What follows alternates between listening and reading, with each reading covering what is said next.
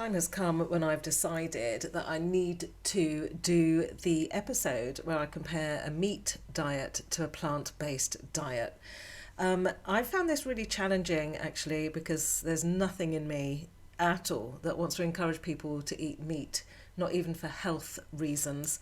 I saw a tweet today posted by Vegan FTA, great words from at Soul Eubanks, and saying, I'm not vegan because I find animals cute and adorable. I'm vegan because animals are beings that deserve the basic right to not be abused, exploited, and killed for my pleasure or consumption.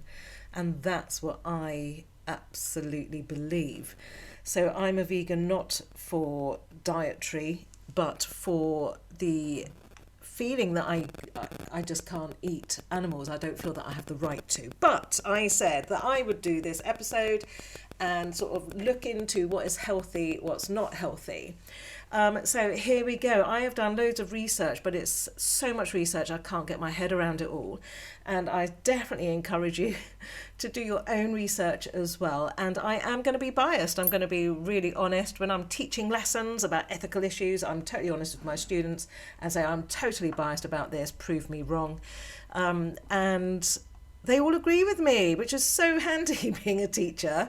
Nobody questions. Anyway, let's look at the first website that I've found in my search. So the sort of searches that I've put in, I have put in, you can see here on my Ecosia search, risks of following a vegan diet. I've also done similar with meat eating and stuff. So I'm going to just skip through a few of these websites that I've found information from.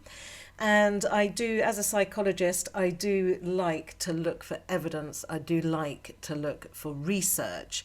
Now, this abstract, well, the article is by Barley and Naik, or Naik, their last name. And this was actually published online in 2023. So it's reasonably new. It's reasonably current.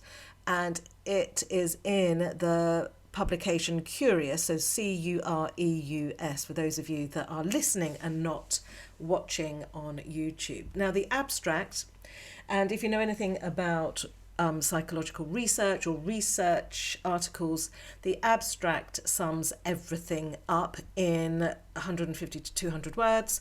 And so you can find what you want to find out in the abstract. And then if you want to go into further detail, you read the whole article. So this abstract is saying about vegetarianism, veganism has been increasing in popularity, and especially in the young population in the United States. Now, it says as well here that several studies show that a vegan diet decreases the risk of cardiometabolic diseases such as cardiovascular disease, type 2 diabetes, obesity, non-alcoholic fatty liver disease. So that is really good. It decreases those risks. But it then goes on saying that veganism has been associated with adverse health outcomes, namely nervous, skeletal and immune system impairments, hematological disorders, as well as mental health problems due to the potential for micro and macronutrient deficits. Now, they are saying that the goal of their article is to discuss the current literature on the impact and long-term consequences of veganism on vulnerable populations, which includes children, teenagers, adolescents, pregnant and breastfeeding women, and fetal outcomes in strict vegan mothers. It focuses on the many deficiencies of the vegan diet, especially vitamin B12, and the related increased risk of malignancies. So there is loads of more detail in this article.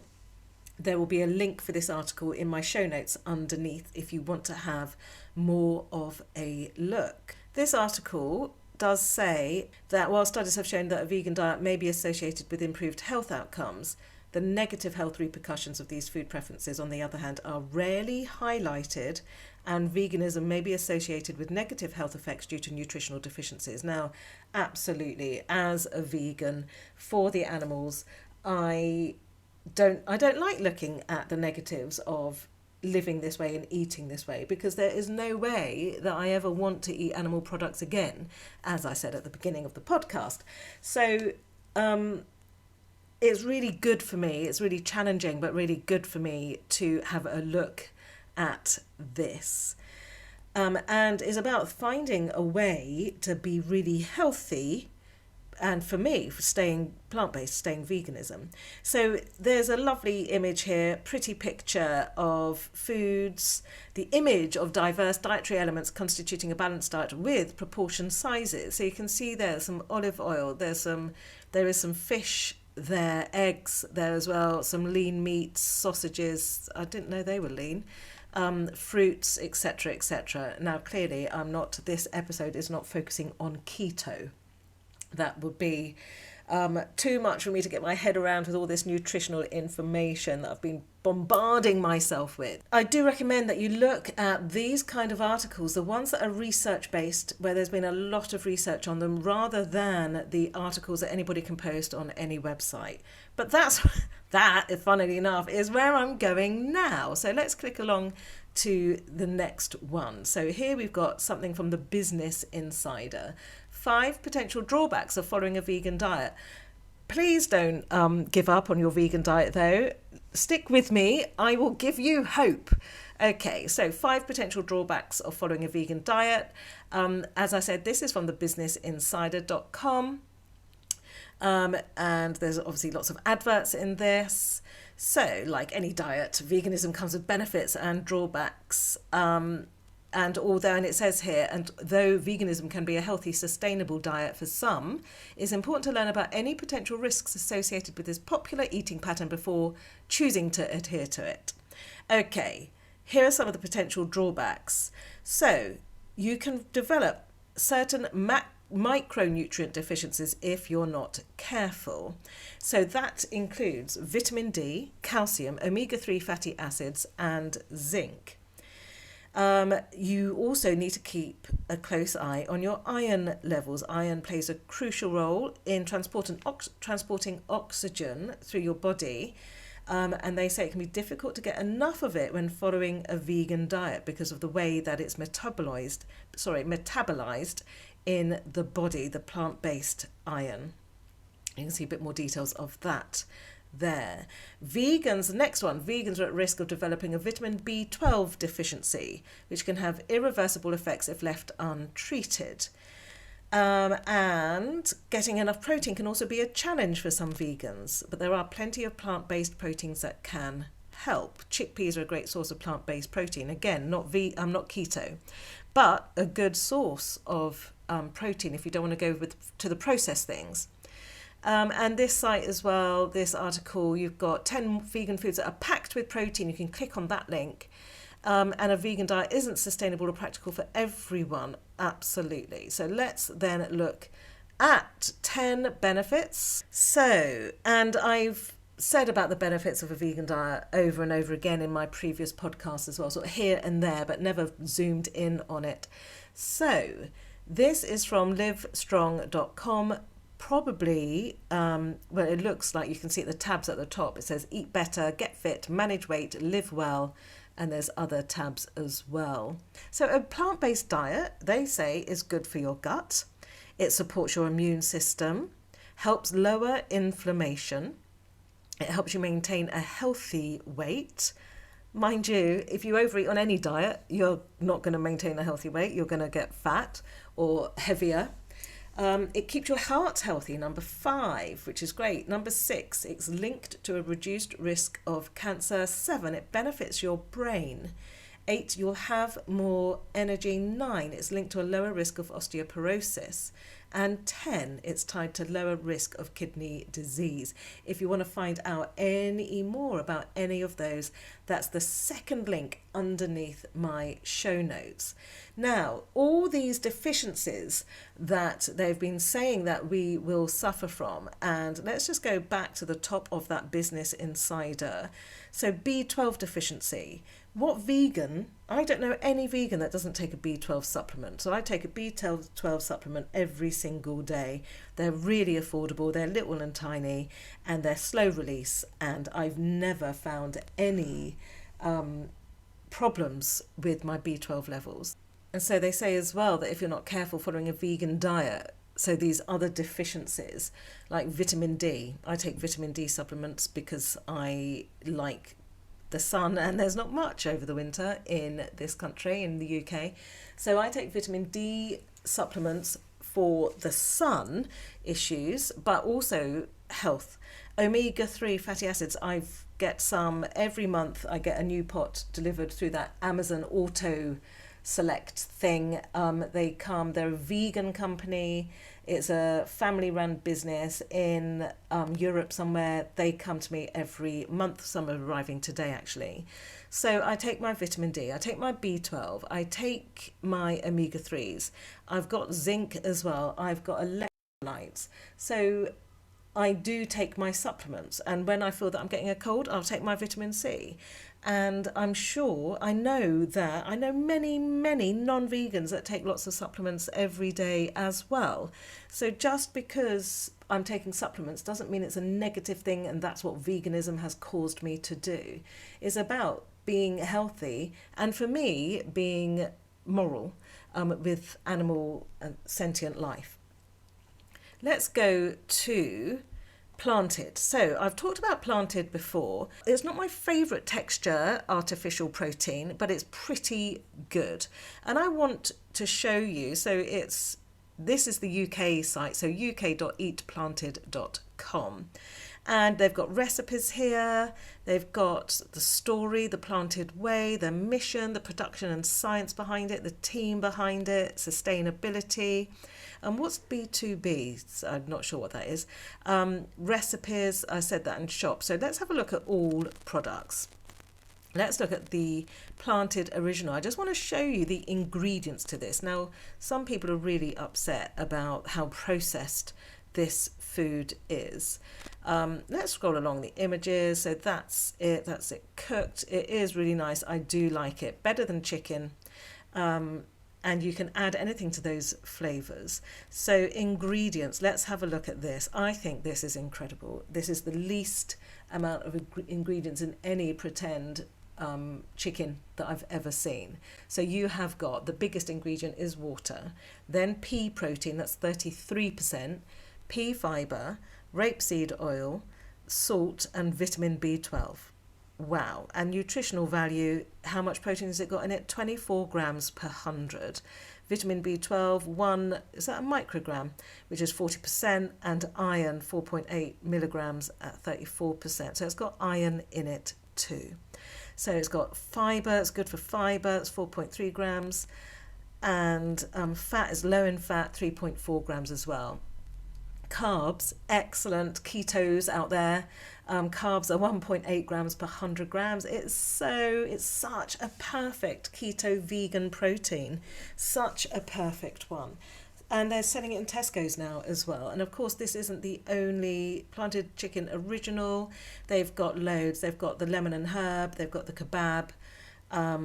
Pulled original, I quite like that as well. Planted pulled barbecue. They have got pulled spicy herbs. They've got the skewers. They've got Asian style planted duck. I mean, really give it a go. You can order direct from them, but they are in Tesco's as well, but not the full range in Tesco's. So let's carry on looking at the meat eating diet and the vegan diet. So these are the kind of sites that I like. The one from The Guardian, eating meat raises risk of heart disease, diabetes, and pneumonia. So I find these very encouraging, obviously because I'm a vegan, but let's be serious here. There is more and more evidence now about how eating meats does increase a person's risk of developing heart disease. Evidence to suggest about diabetes, pneumonia, and other serious illnesses, research has found. It heightens the risk of being diagnosed with bowel cancer. But it does say, but these findings are the first to assess whether meat consumption is linked to any of the 25 non-cancerous illnesses that most commonly lead to people being admitted to hospital in the UK.